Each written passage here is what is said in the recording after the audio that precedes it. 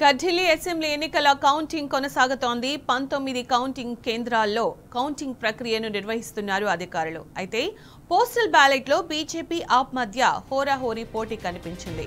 Postal ballot లో 20 చోట్ల ఆప్ ముందంజలో ఉండగా మరో 29 చోట్ల బీజేపీ అభ్యర్థులు ఆధిక్యంలో ఉన్నారు. ఇటు కాంగ్రెస్ మరో 2 చోట్ల ముందంజలో ఉంది. ఢిల్లీలో మొత్తం 70 అసెంబ్లీ స్థానాలు ఉండగా ప్రభుత్వ ఏర్పాటుకు 36 సీట్లు అవసరం. కాగా 2013 నుంచి అధికారంలో ఉన్న ఆప్ వరుసగా 4వ సారి ప్రభుత్వాన్ని ఏర్పాటు చేస్తామని ధీమాగా చెబుతోంది.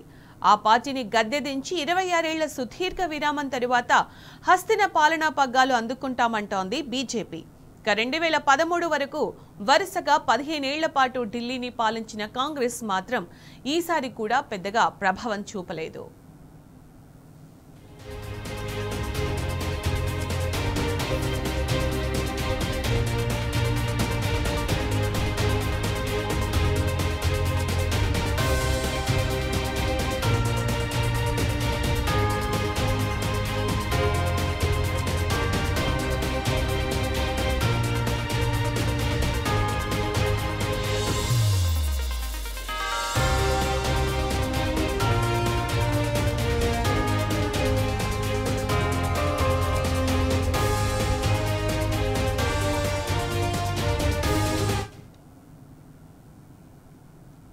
ఇక ఈసారి పోలింగ్ శాతం పెరగడంతో ఆయా పార్టీలు అంచనాలను బేరీజు వేసుకుంటున్నాయి. పెరిగిన ఓట్ల శాతం అనుకూలంగా ఉంటుందా లేక ప్రతికూలంగా మారుతుందా?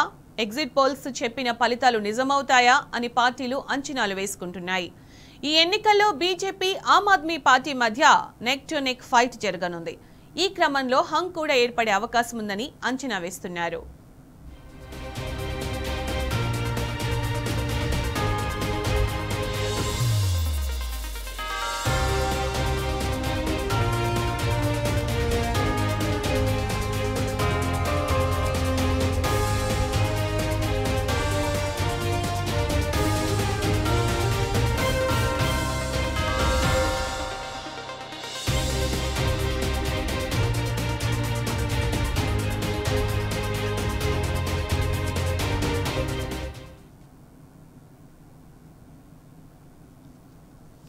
ఈసారి కౌన్ బనేగా ఢిల్లీ సీఎం అనేది ఆసక్తికరంగా మారింది. మళ్లీ ఆమ్ ఆద్మీ పార్టీ అధికారంలోకి వస్తుందా లేక బీజేపీ జెండా ఎగరవేస్తుందా?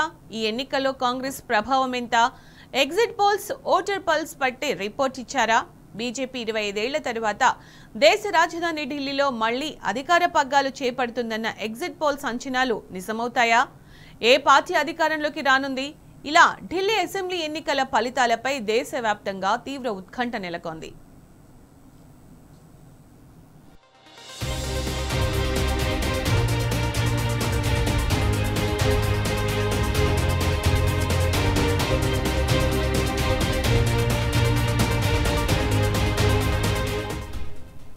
ఇక ఇదే అంశానికి సంబంధించి పూర్తి సమాచారం మా ప్రతినిధి లివెల్ ఢిల్లీ నుంచి మరింత సమాచారం అందిస్తారు. లివెల్, ఈసారి ఢిల్లీలో ఫలితాలు చాలా ఆసక్తికరంగా ఉండేలా కనిపిస్తున్నాయి. ఎన్నికలకు సంబంధించి పోస్టల్ బ్యాలెట్ ఫలితాలు కూడా దాదాపు తేలిపోయినట్టు తెలుస్తోంది. ఎలా ఉంది అక్కడ సిచ్యుయేషన్? ఢిల్లీ అసెంబ్లీ ఎన్నికలు దేశవ్యాప్తంగా ఉత్కంఠ నెలకొన్నాయి. ఏదైతే ఎగ్జిట్ పోల్స్ ఇచ్చాయో ఆ పోల్స్ కు అనుగుణంగానే ఫలితాలు కూడా వస్తున్నాయి.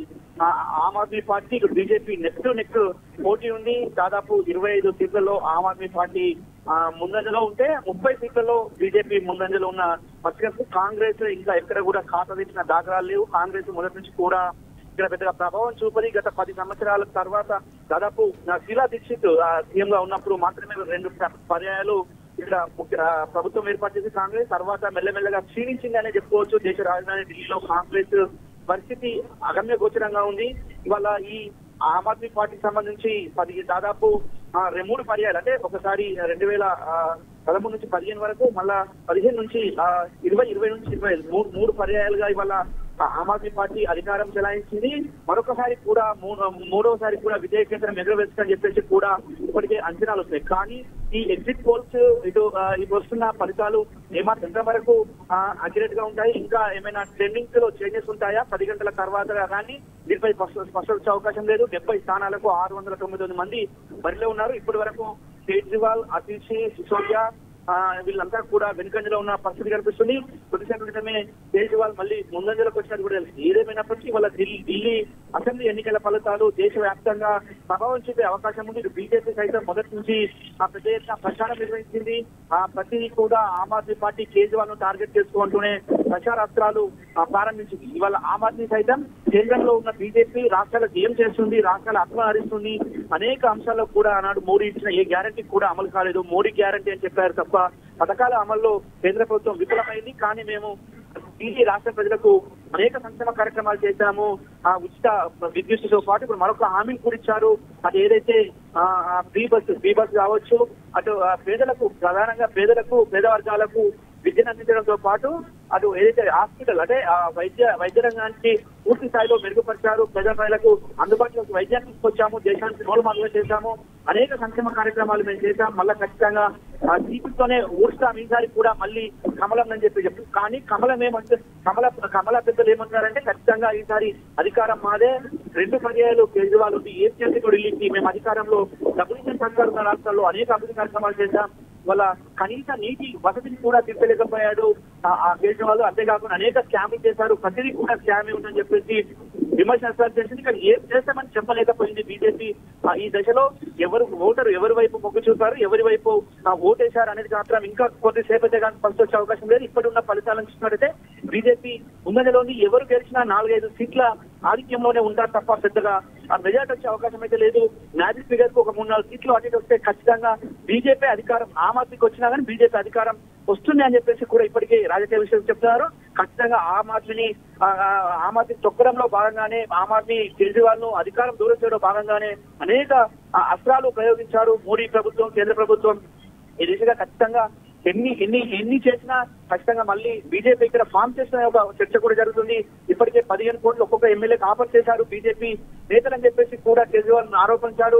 ఆరోపణ నేపథ్యంలో అటు ఆమ్ ఆద్మీ పార్టీ గెలుపు దిశగా ఉన్న ఎమ్మెల్యేల పైన ప్రత్యేకంగా నిఘా ఏర్పాటు చేశారు. ఇటు బీజేపీ సైతం అదే దిశగా ఉంది. అంతేకాకుండా ఇటు ఈ 2 ప్రధాన పార్టీల మధ్య పోటీ తీవ్రతరంగా ఉండడంతో భద్రత కూడా కట్టుదిట్టం చేశారు. డ్రోన్ల ద్వారా ప్రత్యేకంగా నిఘా ఏర్పాటు చేశారు. 4 గంటల భద్రతను పర్యవేక్షిస్తున్నారు. ప్రతి కదలికను కూడా అబ్జర్వ్ చేస్తున్నారు. ఇటు కేంద్ర బీజేపీ హెడ్ క్వార్టర్ లో ప్రత్యేకంగా పర్యవేక్షణ చేస్తున్నారు. అసెంబ్లీ ఎన్నికలకు సంబంధించి ఎప్పటికప్పుడు అప్డేట్స్ తీసుకుంటున్నారు. ప్రతి కౌంటింగ్ సెంటర్ నుంచి ఎక్కడ ఏ విధంగా వెళ్ళాలి, ఎలా ముందుకెళ్ళాలి, ఖచ్చితంగా ఏం చేసైనా ఢిల్లీలో అధికారం చేపట్టాలనే ఒకే ఒక ఆకాంక్షతో కేంద్ర ప్రభుత్వం ముందుకు పోతున్న పరిస్థితి కనిపిస్తుంది.